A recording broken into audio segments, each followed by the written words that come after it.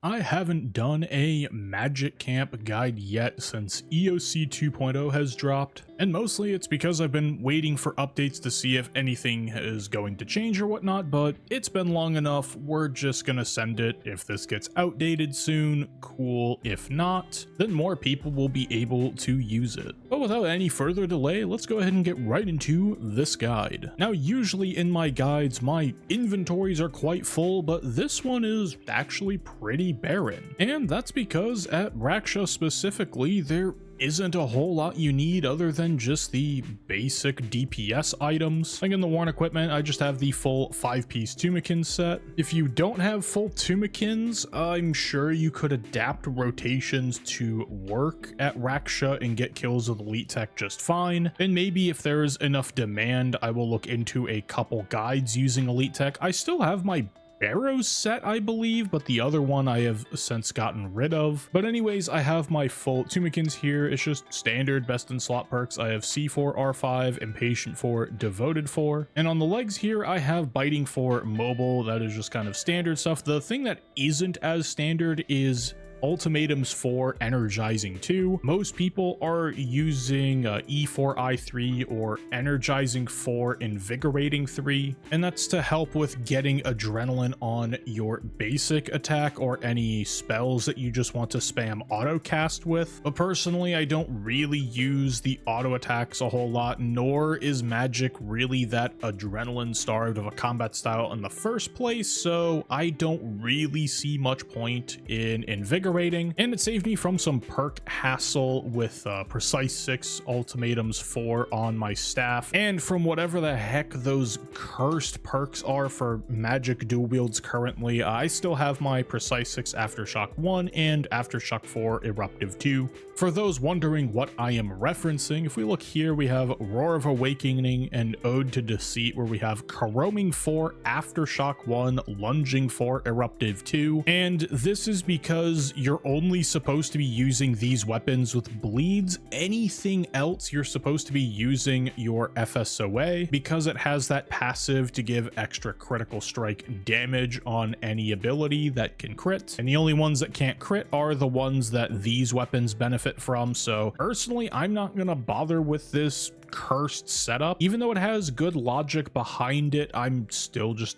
not gonna bother with any of this. And personally, I'll be waiting for these to be dyeable, which who knows when that comes out, but I have all the offhands. So if you happen to have the dual wield perk set up already, go for it. If you don't have it, it doesn't really matter, but I digress. In the pocket slot, I have the Grim here. Magic is based off of crit chance, so anything to help out with crits is going to be beneficial. We no longer need to worry about Greco swaps or anything like that, so I just have the Nexus equipped here, so that way I get a tier 75 shield instead of a tier 60. It's slightly helpful on diverts and or reses. I just put Channeler's Ring here because I'm still used to like the old combat system and accuracy, and so it sits better in my mind at Raksha when I'm on a prayer setup to have this, even though you can Reaver's Ring just fine. Honestly, when it comes to Channelers and Reavers, I've talked about this a lot in the past, it really doesn't matter. Just use which one you like more. And if you want to sweat switch between the two where you're only using channelers on your channeled abilities and then switching to Weaver's Ring for things like your Omni Powers, your Wild Magics, your other abilities, your Namis, your FSOA specs, your Dragon Breaths, things like this, then go ahead and switch between the two to your heart's content. But for Raksha on a prayer setup, it just gives me peace. Even though there was no logic here anymore, it just sits nicely in my brain, so I just happen to have the Channeler's Ring. Again, just use whatever the heck you want. And unlike most of my other presets, I only have one EOF and it has an Ember Staff. I've talked about it in the updated DPS guide.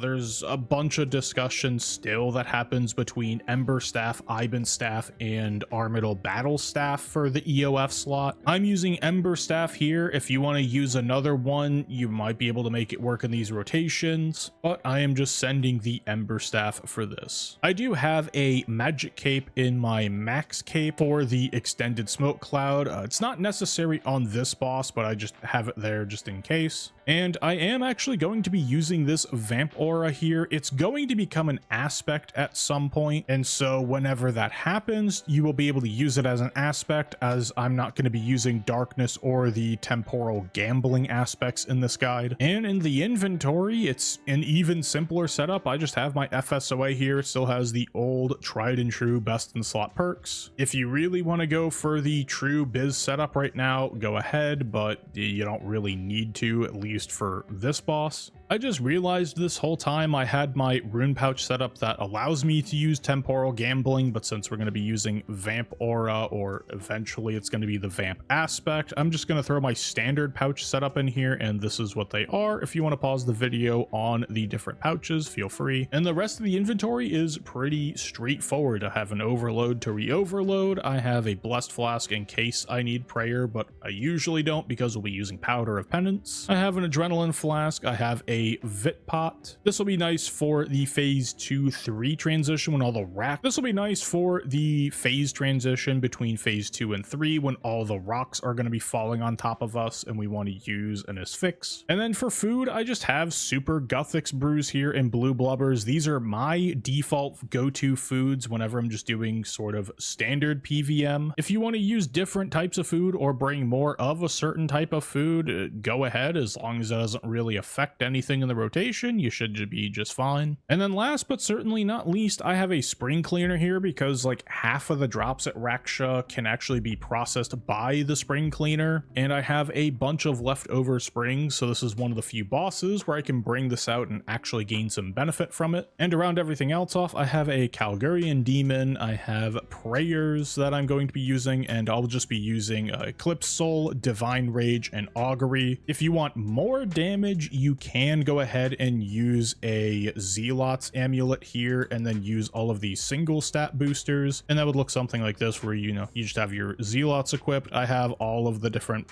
prayers set up in a quick prayer preset, so you can copy paste this setup if you want to for Zealots. I'm not going to be doing it in this guide because I don't think it's necessary, but it is an option for those who want it. And then from the bank preset, I'll just be using Lanta incense sticks. I'll be using powder of penance. If you're using Zealots, you can use powder of protection, but we won't be for this one. And then just the Wars bonfire, the ogre thermal flask, and an overload with the cow demon, as I previously mentioned. And that's all there really is to it gear wise. Let's go ahead and run an example kill. All right, we got the preset loaded up and ready to go. We'll go ahead and set my overload, get my Grim on. I do want to make a quick note here. The most difficult part of this entire boss fight is going to be timing the start, because you will have to wait 9 game ticks before you can then target cycle and release the stall that we're going to be doing and then hitting smoke cloud. However, Raksha's startup animation is very detailed, and so once you've done it a couple of times and you've learned the appropriate timing, you can just use a visual cue inside of the startup animation to know when it's time to go ahead and press target cycle and smoke cloud. But with everything loaded up, we will go ahead and install a wand spec and grab some adrenaline and run into the portal.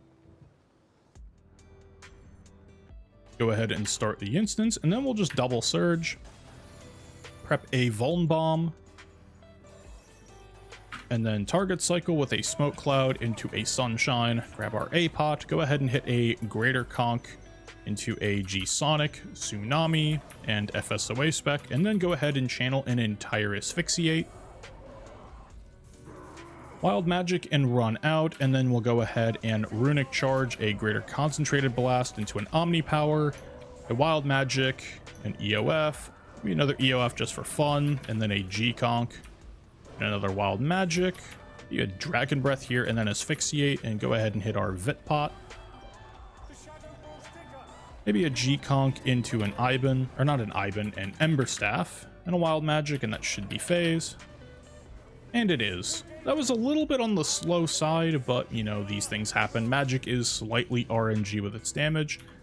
And here I will go ahead and equip my dual wield and use a Corrupt Blast into a wand spec and then a combust. Grab a divert and just start building from here. Try and get some adrenaline up so we can get to sunshine as soon as possible. In fact, here I'm going to press a G Sonic into the sun so we can get a little bit early.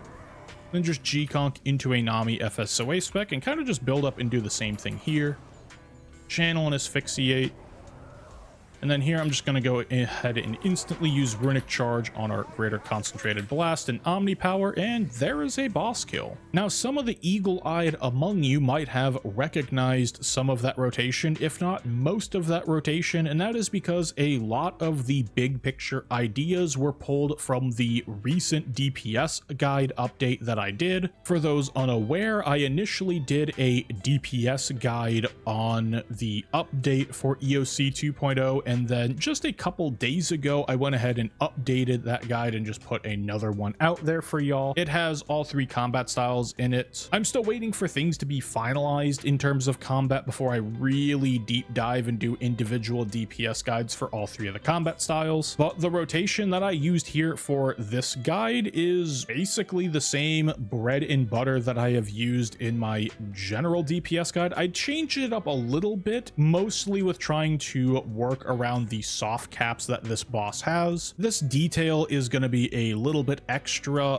but it is important for those who are trying to troubleshoot some kills, or maybe they're having some issues and they can't quite get the pool skip on phase 1 through 3. But how Raksha phases into its next phase is there's only a couple of checks, and it's usually during its auto attack and in between each of the phases. So each phase in solo happens every 200,000 life points. So boss starts at 800k, it goes down to 600k. That's phase 1 complete. And when it's at 600k, you might notice you're not able to damage past that. It just nulls everything and says, no, you're not actually doing damage, even though you can still attack and press abilities. And it will not allow you to do damage until the check has happened, and then it is allowing you to go into phase 2. And that's when the whole like rock stomping animation starts. And these checks only happen either on, I believe it's the beginning